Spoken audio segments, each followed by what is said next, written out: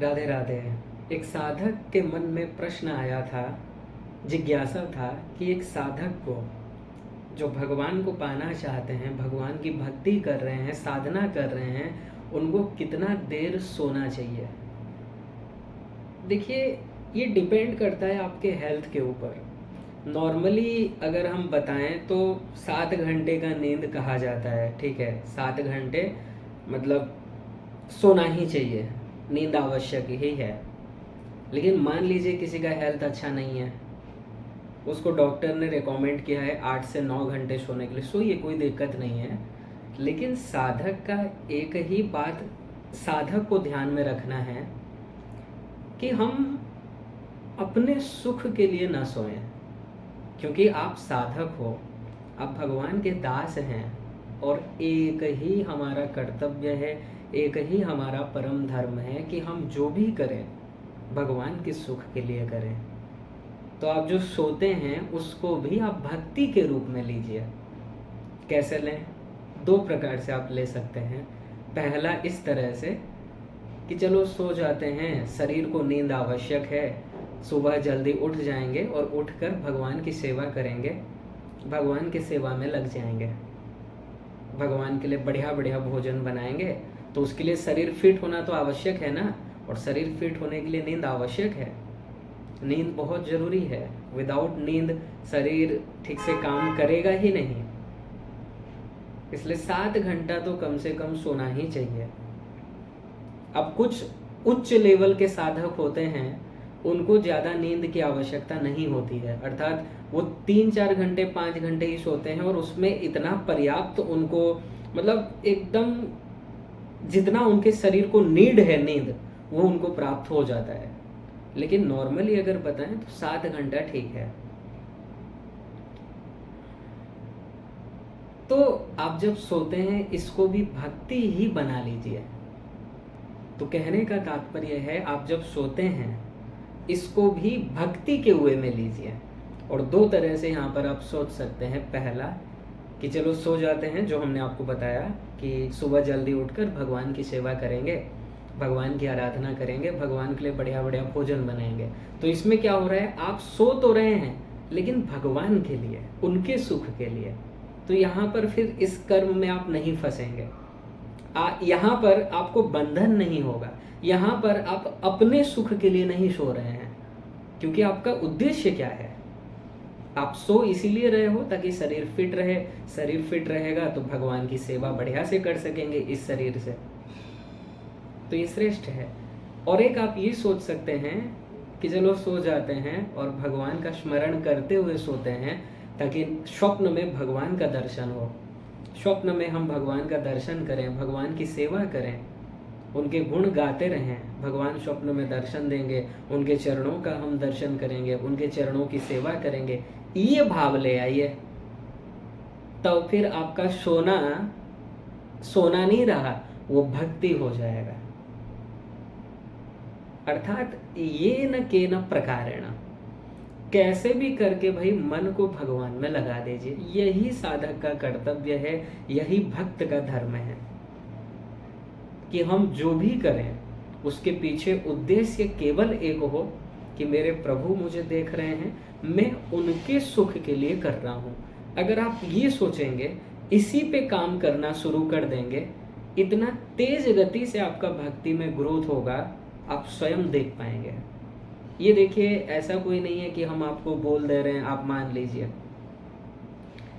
ये प्रैक्टिकली सिद्ध बात है। आप करके तो देखिए, 2-4 दिन ऐसा करके तो देखिए, फिर देखिएगा कितना आनंद आपको आता है। अर्थात हर समय भक्ति, कोई भी क्रिया हो, एक ही उद्देश्य हो बस कि मैं मेरे प्रभु के लिए कर रहा हूँ। ठीक है जी। तो जिन साधक का प्रश्न आया था कि सोना कितना देर चाहिए, कितना देर एक मनुष्य को, साधक को सोना चाहिए, 7 घंटा आप मानकर चल सकते हैं। लेकिन मान लीजिए आप उस उच्च अवस्था में आ गए हो जहाँ पर आपको नींद की आवश्यकता ही नहीं हो रही है। देखिए, साधक का एक अवस्था ये आता है, भगवान के विरह में उसको नींद आता ही नहीं है। ये उच्च कोटि के जो साधक है ना, उच्च लेवल के, उनका हम बता रहे हैं। अर्थात नींद ही उनको नहीं आ रहा है, इतनी व्याकुलता है, इतना तड़पन है भगवान से मिलने का।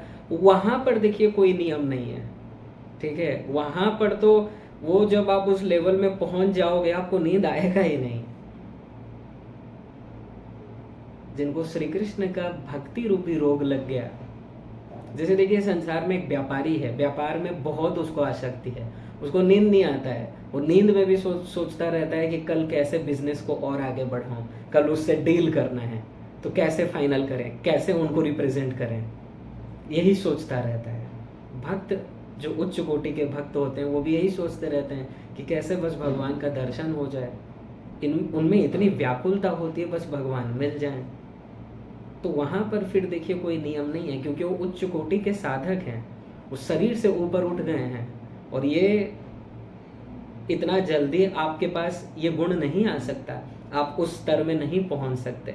धीरे धीरे आप एक स्तर में पहुंच जाएंगे जहां उनसे मिले बिना रहा नहीं जाएगा, तड़पन उत्पन्न हो जाएगा, व्याकुलता उत्पन्न हो जाएगी, और तब तो देखिए दर्शन ही हो जाना है, तब तो आप परे हो जाओगे इस शरीर से, क्योंकि तब आपको शरीर का भान ही नहीं रहेगा, आप शरीर से ऊपर उठ चुके होंगे। लेकिन वो बहुत उच्च कक्षा का है, अभी तो आप साधना अवस्था में हैं, साधना कर रहे हैं, तो यहाँ पर पहले तो हमको मन शुद्ध करना है। मन शुद्ध तभी होगा जब हम प्रत्येक क्रिया में भगवान को ले आएं, जो भी करें भगवान के लिए करें, उनके सुख के लिए करें। जब ऐसी भावना आप लाओगे धीरे धीरे मन शुद्ध हो जाएगा, फिर अंत में आप उस स्टेज में पहुंच जाएंगे जहां उनके मिले बिना रहा नहीं जाएगा, तब दर्शन हो जाना है, ठीक है।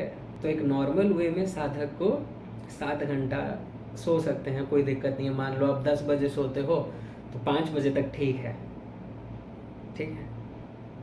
बस इतना ध्यान रखिएगा कि अपने सुख के लिए वो साधक न सोए, क्योंकि अपना जो सुख चाहता है वो भक्त नहीं है, वो विषयी है, क्योंकि अपना सुख चाह रहा है। भक्त वही है, सुख तो चाहे लेकिन भगवान का चाहे, और भगवान के सुख में स्वयं सुखी रहे, वो है साधक का लक्षण, वो है भक्त का लक्षण, और हमें यही प्रयास करना चाहिए, ठीक है जी। तो आशा करते हैं जिन्होंने भी ये प्रश्न किया था उनको क्लियर हो गया होगा, और जिनके मन में ये डाउट भी था उनको भी क्लियर हो गया होगा। और एक देखिए हेल्दी ह्यूमन बीइंग को भी, आप वैज्ञानिकों की भी अगर माने तो वो 7 से 8 घंटा बताते हैं नींद आवश्यक है, क्योंकि नींद अगर नहीं सोओगे भाई, शरीर ठीक से वर्क नहीं करने वाला, ब्रेन ठीक से वर्क नहीं करने वाला, इसलिए नींद बहुत जरूरी है। लेकिन जब जीव साधना में उच्च अवस्था में पहुंच जाता है उसको नींद आता ही नहीं है, क्योंकि उसको तो सर्वत्र बस अपने गोविंद का ही दर्शन होता है। वो उनके मिलन के लिए एकदम व्याकुलता उत्पन्न हो जाती है, वो शरीर से परे हो चुका होता है, शरीर का भान ही नहीं है। लेकिन जब तक आपको शरीर का भान है, जब तक आप उस स्तर में नहीं पहुंचे हैं, नींद बहुत आवश्यक है। लेकिन हाँ, इतना आप जरूर कीजिए जब भी हम सोएं अपने प्रभु के लिए सोएं, ताकि जल्दी उठ जाएं और प्रभु की सेवा में लग जाएं, अथवा स्वप्न में भगवान का दर्शन हो, स्वप्न में ही उनकी सेवा करें। तो कहने का तात्पर्य इतना ही है, जो भी करो भगवान के सुख के लिए करो, बस यही साधक को एक ही सूत्र, एक ही ये वाक्य रट लेना है और इसी में काम करना है। फिर देखिए आपका कितना जल्दी कल्याण होता है। राधे राधे।